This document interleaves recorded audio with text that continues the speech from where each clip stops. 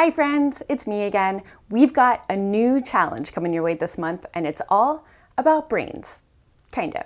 And outer space, sorta. When you're watching a cartoon, it looks like all the characters are alive and moving around.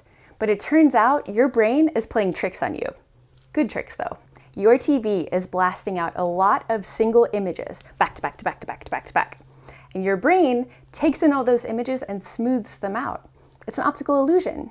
We call this tricksy brain phenomenon apparent motion, and I would love for you to try it for yourself. So what you'll need for this challenge is some paper, a pair of scissors, a couple of binder clips, and something to draw with. Here's a pro tip. Index cards and sticky notes are great for this, if you've got them. If not, don't worry, you can use regular paper. The basic idea is to create a stack of pieces of paper that are all the same size. On the first page, you draw an image. On the second page, you draw that same image just a little bit to the side. And you see where this is going.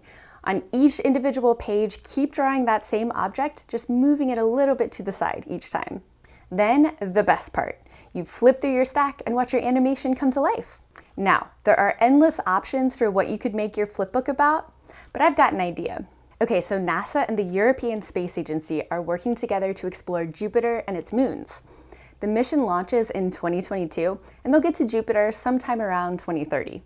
What do you think they'll find? Alien disco dance parties? Space foxes? Space whales with maracas? I want you to make a flipbook about what you think that they're gonna find when they get to Jupiter. Sound good? You've got the entire month to cook up your flipbook. You can share your design on social media, or you can email your submission to wondercast@scienceatl.org. All right, let's do it.